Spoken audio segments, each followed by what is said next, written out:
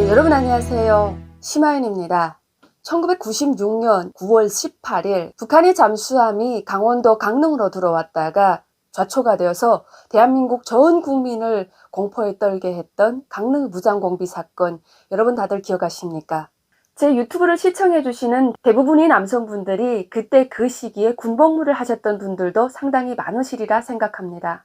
하지만 나무 위키에서도 구글에서도 제가 검색을 해보니 왜 좌초가 되었는지 상세하게 기술이 되어 있지 않았습니다.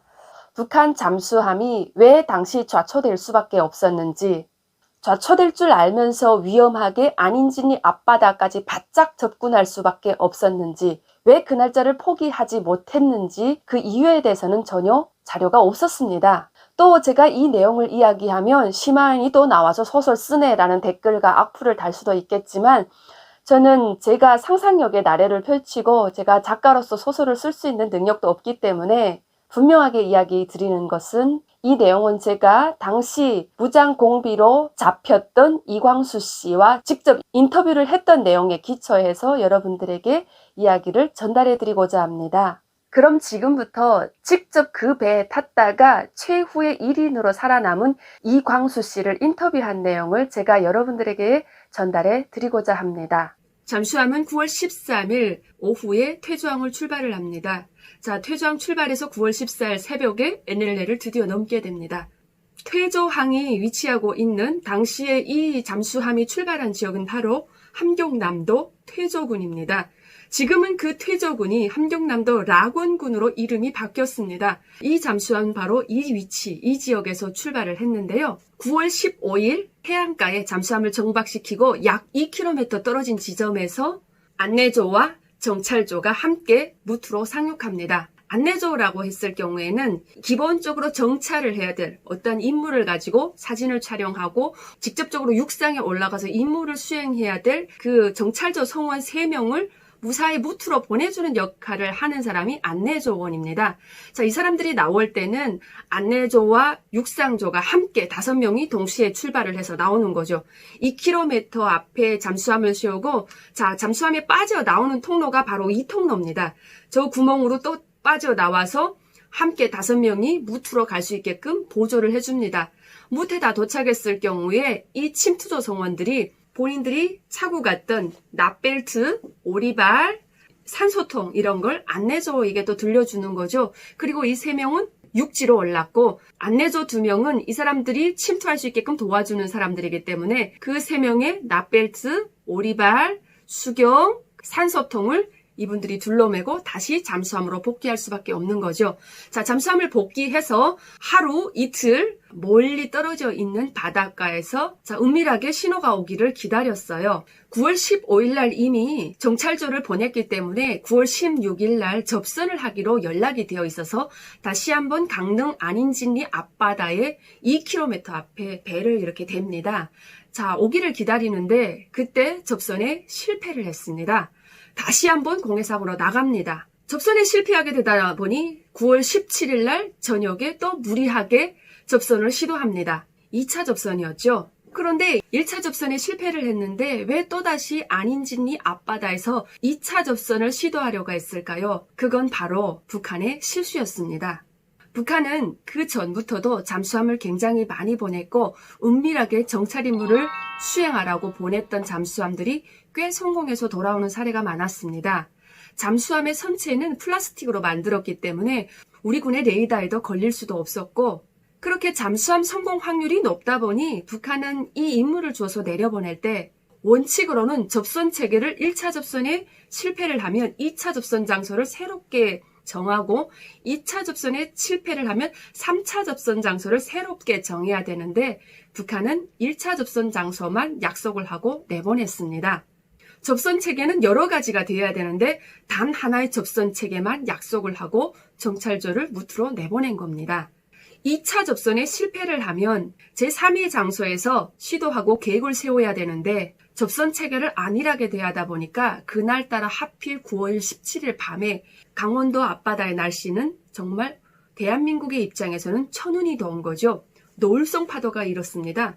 노을성 파도라고 하면 파도가 막 어디 정처 없이 막 치고 왔다 갔다 이렇게 올라갔다 내려갔다 하는 파도죠. 그걸 짐작을 못했던 겁니다. 근데 이 노을성 파도가 일 때 무리하게 접선을 시도하다 보니까 잠수함을 가깝게 될 수밖에 없습니다. 파도에 치면서 이 잠수함이 바위에 칠 수밖에 없었습니다.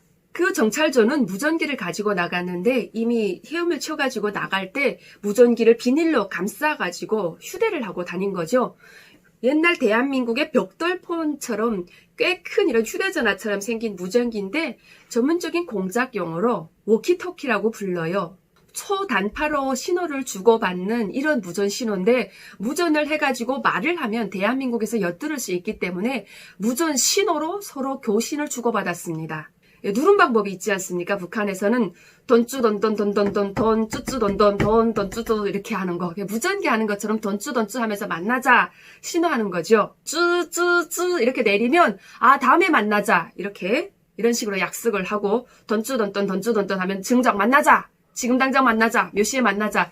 이런 무전기로만 교신을 했던 겁니다. 그런데 정찰조가 무대에서 자 지금 만나자라고 하면서 교신을 하니까 무리하게 들어온 겁니다. 안내조가 어떻게 돼야 됩니까? 안내조가 그 노을성 파도에 정찰조가 앞으로 복귀를 하려면 납벨트를 해야 되죠. 수경을 해야 되죠. 산소통을 들어야 되죠. 이것을 안내조 2명이 들고 나가야 되는데 꽤 힘들 것 같으니까 함장은 조금 더 배를 육지로 가깝게 될 수밖에 없었습니다. 그런데 글쎄 노을성 파도에 이 잠수함이 밀려가면서 파도와 함께 바위에 부딪히면서 잠수함이 좌초가 됩니다. 그러다 보니 잠수정은 산산이 조각이 났고 거기서 침몰할 수밖에 없었습니다. 함장은 사태의 비상사태를 알고 그 잠수함에 타고 있는 전 성원을 육지로 북한으로 복귀한다 명령을 내리고 잠수함을 그들이 탈출하게 됩니다. 네, 여러분. 그때 당시 강릉 무장공비 사건 때 제일 처음에 잡히기도 했고 생존자 1인 중에 한 사람인 이광수 씨의 증언을 통해서 들어보니 그들이 밥을 못 먹었던 건 아닙니다. 그 안에는 찹쌀 죽을 깡통 같은데 캔 안에 넣고 먹을 수 있는 식품부터 시작해서 여러 가지 통조림 식품들이 많았습니다. 그런데 왜 사람들이 이렇게 많이 굶었냐? 왜 우리 측에서 중대장이 총을 쏘니까 그 사람이 죽었지 않습니까? 북한 공비가.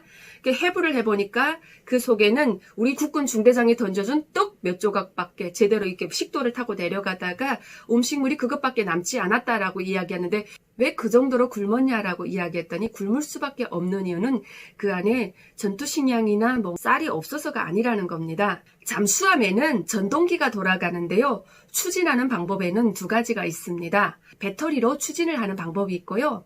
디젤 엔진이 있어서 그 디젤 엔진으로 추진하는 방법 이렇게 2가지가 있습니다. 물속에서는 배터리로 전동기를 추진하고요. 물 위에서는 디젤 엔진으로 추진을 합니다. 그런데 잠수함이 어떻게 이동하나요? 물 안에, 물 위에서 이동하는 게 아니라 물 아래에서 바다 밑에서 이동하지 않습니까? 그런데 밥을 먹은 사람이 잠수함에 26명이 타고 있다고 생각해 보세요. 강릉에 전시되어 있는 강릉 무장공비들이 타고 왔던 그 잠수함에 가보면 정말 왜소하고 거기에 어떻게 26명이 들어가 잘까라는 의문이 생길 정도로 협소합니다. 근데 그 중에 누군가 밥을 먹어서 화장실로 이동을 한다라고 했을 경우에 한 명이 함수에서 한미로 오면 경사가 이렇게 1도 정도 기울게 된다고 합니다. 그걸 맞추려면요. 전동기가 막 돌아가면서 추진을 해서 수평을 맞춰야 되는데 그렇게 하면 전력 소모가 많이 되니까 전기를 절약해야 될 목적 아래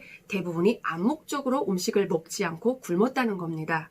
실제 이 잠수함을 내려보내기 전에 북한이 그저 무작정 내려보낸 건 아닙니다. 남한에 내려오기 전에 배의 성능을 알기 위해서 일본까지 잠수함을 내보냅니다. 실제 이 잠수함에 탔던 이광수 씨도 이 배를 타고 일본 저기 밑에까지 내려갔다 왔다고 합니다. 보름 동안 일본까지 쭉 갔다 오면서 성능 테스트를 하는 거죠. 일본까지 쭉 가는 기간에 전속 속도를 최고로 높이기도 하고 서서히 천천히도 가보기도 하고 이러면서 공기 측정도 해보고 얼마나 떨어지면 그 안에 있는 사람들이 죽을 수 있는지 물속에서 최소한 며칠을 생존할 수 있는지를 측정을 다 해보고 대한민국으로 보냈던 겁니다. 실습을 하러 일본까지 잠수정을 다 띄워보낸 이후에 남한까지 내려보낸다는 겁니다. 나름 치밀하게 예습, 실습 훈련을 해보내고 대한민국으로 내보내보낸 겁니다. 당시 유일하게 체포돼서 마지막 생존자로 남았던 이광수 씨는 지금 현재 대한민국에서 해군 군무원으로 근무를 하고 있습니다. 이광수 씨는 개성시 출신입니다. 언론에 안기부에서 뭐 먹고 싶으냐고 물어봤더니 광어회를 떠달라고 했다는 그런 자료를 저도 보고 한번 물어봤습니다. 왜 광어회를 요청을 했냐라고 했더니 실제 북한에서는 이분들이 수영을 하거나 훈련을 할 때 바다 물속 깊은 곳에 들어가서 광어를 직접 잡아서 먹었다고 합니다. 그런데 양식이라는 건 없으니까 광어라는 건 정말 바다 깊은 곳에서 이렇게 자라는 고기래요. 근데 이런 물고기가 못 사는 남조선에 있을 리 만무하다고 니들 한번 엿먹어봐라. 소고기를 부를까 혹은 뭐를 부를까 하다가 광어회는 순간에 못 가져올 것이다 라는 생각에 광어회를 가져다 달라고 이야기를 했는데 바로 30분 만에 광어회가 앞에 놓여져 있더랍니다. 그런데 심지어 광어회가 아니라고 우길 수가 없는 게 본인은 직접 수영을 하면서 광어를 수많이 잡아봤었는데 이 아가미를 펄럭이면서 정말 신선도도 최고로 살아있는 광어를 떠서 회를 척 가져다 넣는 걸 보고 정말 충격 먹었다고 합니다. 처음에는 그걸 좀 골탕 먹여주느라고 광어회를 달라고 오기를 부렸었는데 바로 그랬었다라고 이야기하더군요. 제가 만나본 이광수 씨도 키도 작고 왜소하며 다부진 체격의 소유자였습니다. 얼굴을 보면 여러분 아시겠지만 우리가 흔히 동네에서 만날 수 있는 인상 좋은 아저씨의 모습이었습니다. 그 전에 최정남 그리고 꽤 많은 북한 간첩들을 남쪽에 내려보낼 때 그들의 얼굴을 보십시오. 그들은 특별하게 키가 크거나 남들의 눈에 쉽게 띄우는 그런 외모의 소유자가 아니라 정말 한눈에 봐도 평범하게 우리 동네에서 슈퍼에서 택시에서 볼 수 있는 그런 아저씨들의 외모를 하고 있습니다. 평범한 사람들을 무장시키고 평범한 사람들을 인간병기로 훈련을 시켜서 남쪽 사회에 은밀하게 스며들었을 경우에도 의심을 받지 않게끔 하기 위해서 김정일은 그들을 공을 들이고 품을 들여서 열심히 키웠던 겁니다. 실제 이광수 씨도 대한민국에 올 당시에 대위의 계급을 받고 왔습니다. 그분이 이야기하기를 잠수함에 타고 있던 26명은 하전사라고 하는 병사 계급은 없고 전부 다 장교의 계급이었습니다. 남쪽에 내려보낼 때는 소위 남파 간첩, 남파되는 공작 활동을 하는 사람들이라는 자긍심을 심어주기 위해서 병사 계급보다는 장교의 계급을 줘서 자긍심을 고취시키려는 목적하에 계급을 많이 높여준다고 알고 있습니다. 이광수 선생님도 늘 고향이 그립다고 하시면서 북에 두고 온 아들의 생사도 궁금하다고 이야기를 하더군요. 실제 저는 북한에 있을 때 90년대 후반에 들은 게 아니라 2000년대 초반에 강릉 무장공비 사건에 대해서 북한에서 들었습니다. 강연 제강에 나왔는데요. 마지막 죽는 순간까지 전원이 잠수함을 폭파하고 거기서 격리하는 최고사령관 김정일 동지 만세를 부르고 저 세상으로 떠났다고. 그들의 목숨은 죽었지만 김정일은 영원히 혁명전사의 이름을 기억한다나 뭐라나 그렇게 하면서 교육을 했습니다. 저는 그때 그런 무용담을 들으면서 도대체 가서 어떤 활동을 했다가 죽었을까 그런 상상에만 살짝 있었습니다. 북한은 상세하게 그들이 왜 죽었으며 은밀하게 공작 활동을 하고 난파간첩 내보내다가 그 사람들이 죽었다는 이야기는 하지 않고 그냥 대충 얼렁뚱땅 내용을 북한 주민들에게 강연 제강이라고 자 이렇게 죽어서도 수령을 위해서 만세를 부르고 죽어야 된다고 가르쳤지 한 명의 살아남은 생존자 이광수 씨에 대해서는 함구했기 때문에 저는 한 명이 살아있는 줄도 전혀 몰랐습니다. 지금이 어떤 시대입니까? 물론 지금 현재도 북한이 잠수정을 내려보내고 어떤 활동을 하는지 저는 전혀 모릅니다. 그런 게 없다고도 얘기할 수 없고 있다고도 얘기할 수 없는 그런 현실이죠. 제가 직접 인터뷰한 내용을 여러분들에게 말씀드렸습니다. 혹시 여러분 보시다가 또 다른 뭔가 궁금한 점이 있으시면 댓글로 질문을 주시면 제가 다시 인터뷰를 해서 여러분들이 궁금한 사항을 직접 전달해 드리겠습니다. 자, 여기 영상은 제가 그분의 진술에 토대해서 직접 출발했던 태조항과 태조항 부근의 지형에 대해서 제가 동영상으로 만들었습니다. 참고해 주시면 감사합니다. 잠수함이 출발했던 지역은 함경남도 락원군, 옛 지명으로는 태조였습니다. 황해남도 락원읍 여호리에는 동해함대 사령부가 배치하고 있습니다. 바로 여기가 세포리인데요. 이 세포리에 잠수함에 탔던 승조 성원들의 가족들이 대부분 여기서 살았습니다. 여호 맞은편 동해함대 사령부 앞에 바로 정찰국 21기지가 있었고 거기가 잠수함을 감추어 놓는 곳이라고 합니다. 바로 여기죠. 별 모양이 있는 곳이 수중 터널이 있는 곳인데 원래 여기는 해군 부대였는데 김정일이 정찰국에 넘겨줬다고 합니다.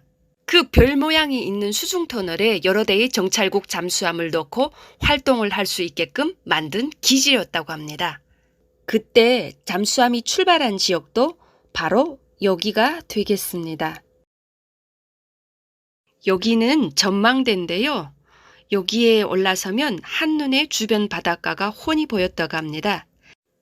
김정일은 종종 찾아와서 훈련 모습을 지켜보다가 가기도 했다고 합니다. 빨간색 오각별이 있는 지역이 아까 잠수함을 갖추는 터널이 있는 곳이고 하얀색 오각별이 있는 곳은 세포리입니다. 저기 세포리 안에는 정찰국 3기지가 있는데 전문적으로 모선과 자선을 가지고 감춰놓고 건조시키고 뭐 이런 곳이 있다고 합니다. 안에는 정찰국 3722 군부대라고 가칭으로 이름을 붙여서 부르는 본기지가 자리 잡고 있습니다. 세포리 우리가 좀 확대해서 볼까요? 저 파란색 지붕이 있는 곳이 상가대가 있는 곳이고 상가대는 배를 내류에 앉혀서 끌고 가서 앉히는 게 상가대라고 합니다. 그러니까 여기에 모선과 자선이 다 들어가 있다고 합니다. 모선은 큰 배고요. 그 모선 위에 싣고 다니는 작은 배를 자선이라고 합니다. 옹기종기 모여있는 저 살림집이 대부분 잠수함을 타는 성원들의 가족들이 살고 있는 마을이라고 합니다. 군인 가족 마을이죠. 강릉 잠수함 사건을 통해서 대한민국은 큰 교훈을 얻었습니다. 남북관계가 좋다고 해서 북한이 도발하지 않는다. 그거 절대 아니라는 거 바로 이 사건에서 여실히 이야기해 주지 않았습니까? 남북관계가 좋을 때 북한은 도발을 합니다. 지금 이 밤도 나라를 지키는 군인 장병님들, 그대들의 덕분에 국민은 발편잠을 잡니다. 감사합니다.